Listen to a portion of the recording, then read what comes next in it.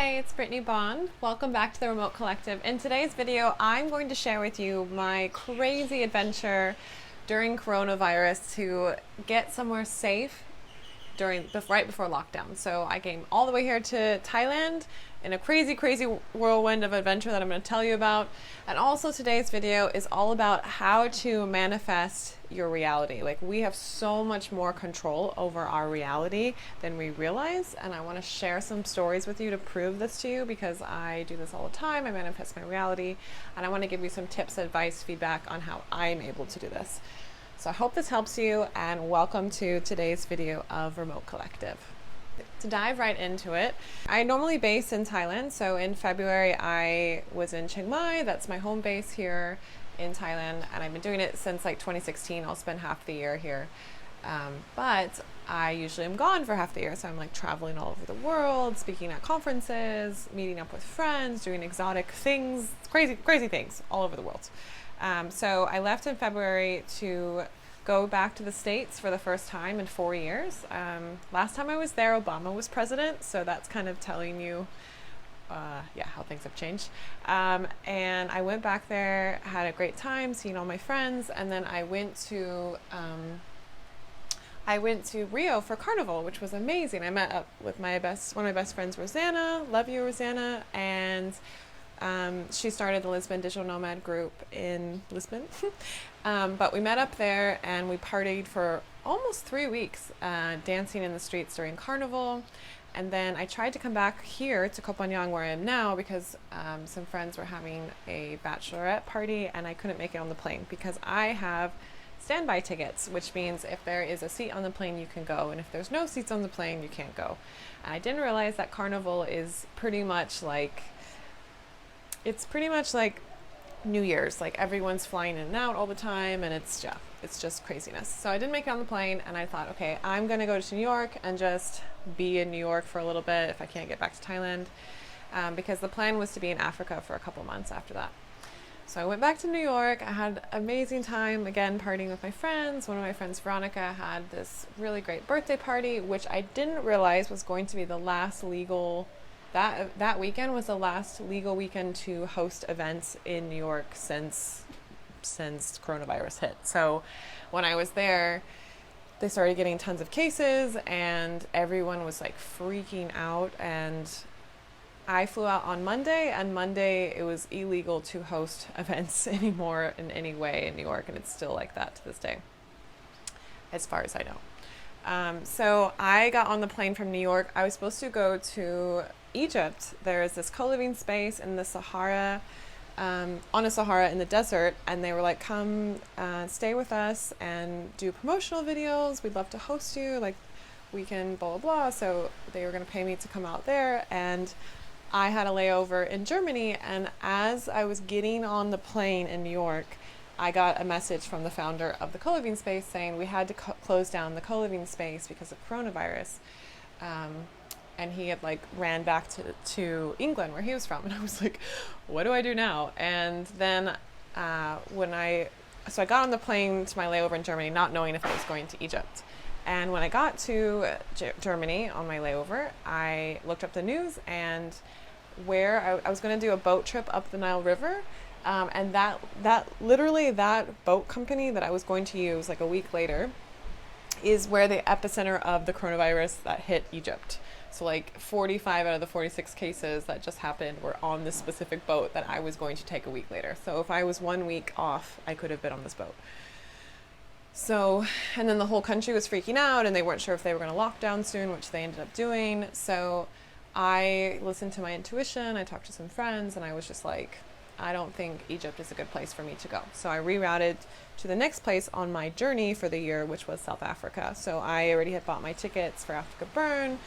I was helping run a camp at Africa Burn, and I was just so excited to be there. And also I was organizing a remote work conference in Cape Town with some of the other people who are running the remote work movement and the co-working stuff there, and just like people who are all up and merging a work-life balance between the corporate and the co-working space life, which is something I've always been trying to do. It's like take what we have in our bubble of digital nomads and working remotely and take it back to corporates, because people need this, as we see now with coronavirus, how much remote work is a thing.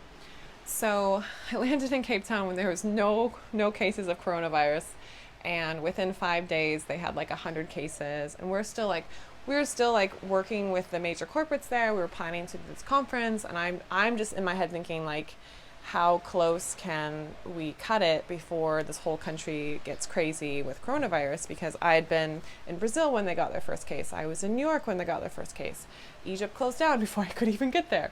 And like when I got to South Africa in Cape Town, they didn't have any cases. And within 5 days, they had so many cases that they were talking about closing their borders. So I was in Cape Town for all of like a week. And I just remember thinking, do I want to be on lockdown here? Like, is this a place that I feel safe if everything hits the fan? And I don't know if you know that much about South Africa, but they already have water shortages. It's kind of like California. They have a drought there. They also already have electricity shortages because they sell their electricity out of the country. The government there is not super great in that way. So they sell their electricity so much that they don't have any left for their own people. So they already have electricity and water shortages. And I was thinking, if they have food shortages, do I want to be the random foreigner that's here, like when everything goes crazy? And I was just like, nope, do not want to be here.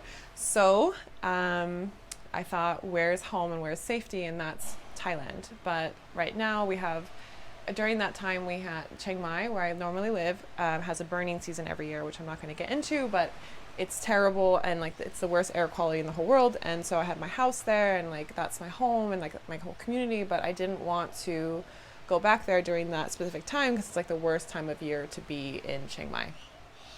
A lot of my friends from Chiang Mai come down to Koh Phangan, where I am now. Look at this. That is the beach right behind me. This is my house on the beach. And so I was like, it's the beach, like all my friends are there, why not go to Koh Phangan? So while I'm getting on the plane from Cape Town to Bangkok, and then Koh Samui, and then here to Koh Phangan, a friend of mine messaged me and said, hey, I have one more spot in this villa that I'm renting, and I would love for you to stay here. And this is where I start getting into the manifesting stuff, is like, literally everything I've ever wanted in my life, I've gotten. And people like joke about this with me because they're like, yeah, you're Brittnee Bond. We know that you get whatever you want. And I'm just like, yeah, it's kind of true. And sometimes I like forget how much my manifesting power is a thing, right? Because I just kind of been like flowing through life, and I'm just like, things are happening. You just don't really, like you say you want something, you don't really take the time to, realize that you got everything you wanted. So that's also a thing. Gratitude is a thing. So that's something I've been working on. But what I did was, this is a tip I will give you guys, is I sat down and I was like, what exactly do I want? Like in a villa, so in a home situation life. And I'd been to Vietnam and Hoi An in January on a visa run. I hit up my friend Sarah, who owns Hub Hoi An there. I love you, Sarah. And we had this amazing like villa on the beach, and I listened to the sounds of the waves, like waves falling asleep and waking up. And I'm a double Scorpio, so I love the ocean. I feel so connected to the water. And I told myself that I wanted to live for at least 2 months of this year where I fall asleep to the sound of the waves, and like the water is like an interactive part of my life. Like I'm like syncing with the ocean and the sunrise and everything. Because when I'm by the water, I sleep so much better. I wake up, I do my exercise like without having to fight myself, blah, blah, blah. So I said that in January while having my whole year planned, where I knew I was not going to be anywhere near the ocean. I already had booked to be all these other places. And then here we are in Koh Phangan, like 4 months later, living by the ocean. So right before we got on the plane, before my friend messaged me, I had written down, I want a villa where my doors open to the ocean, like my bedroom door. And I want to fall asleep to the sound of the waves, and I want to just be like so connected to nature, and I want to pay this specific amount, and I want a maid who comes and cooks and cleans for us.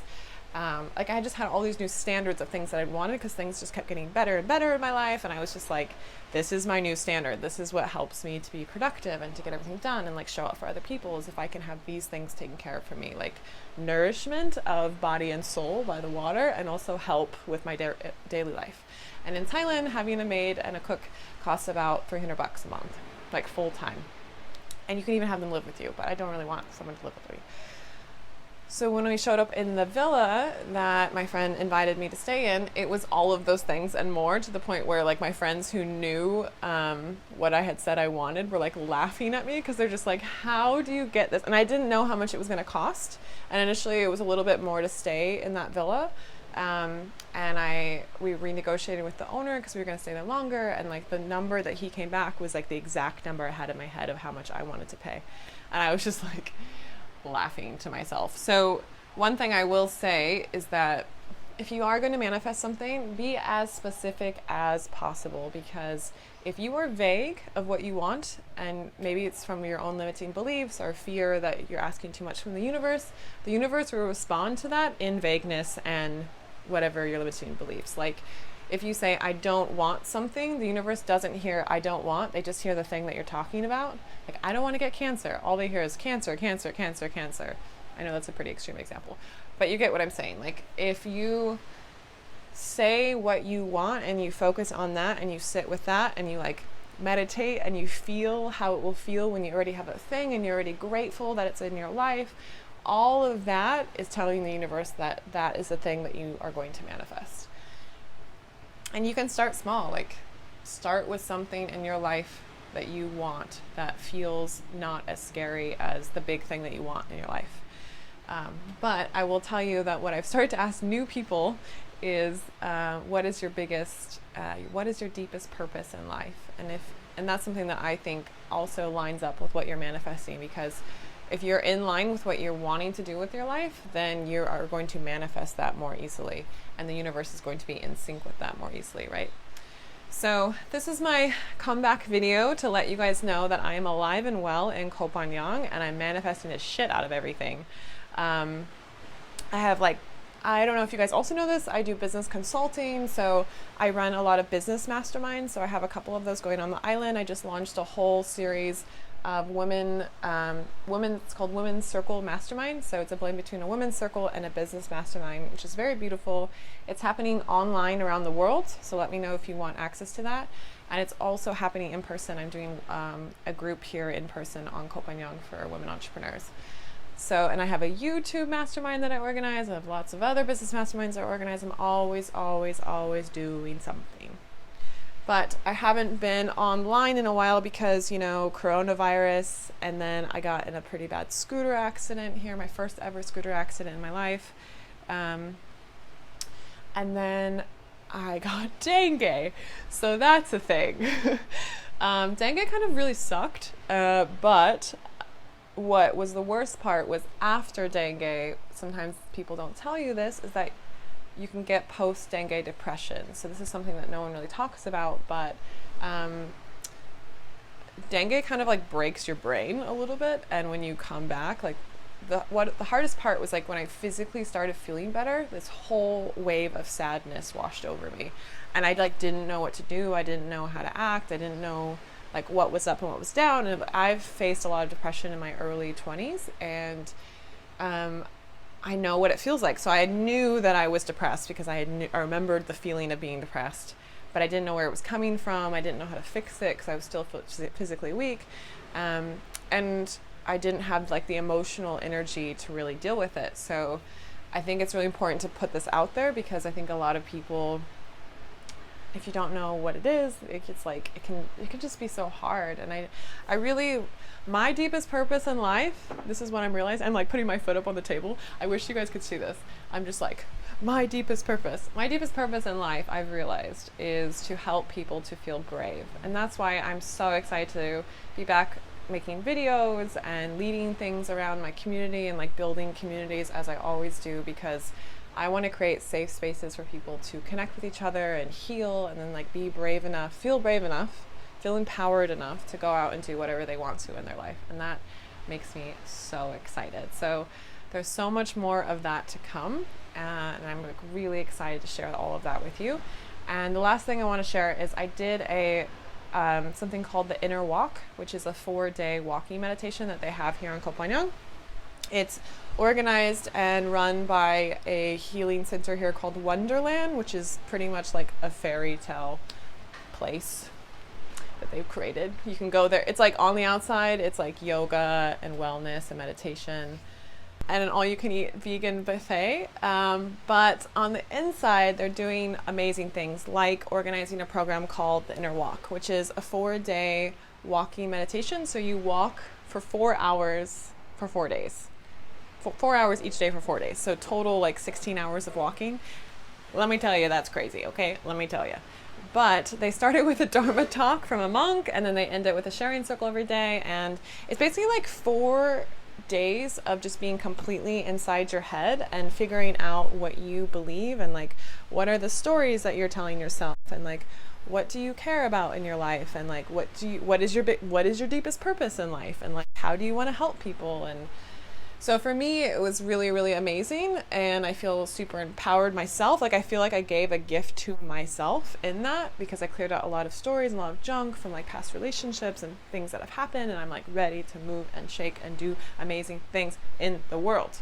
So that's me, Brittnee Bond with Remote Collective. Be on the lookout, because I'm going to be recording so many more videos and sharing so much content with you guys, and just trying to empower you to live the life that you want to live. You can be out here. You can be right there if you want to. You can come hang out on my balcony if you're in Koh Phangan. Come have a coffee. Come to lunch. We have an amazing maid named Iat who cooks for us.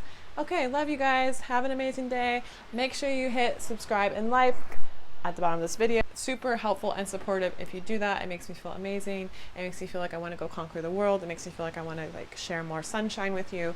So please support by subscribing and liking, and I will see you next time. Kapumaka! That means thank you so much in Thai. Bye guys!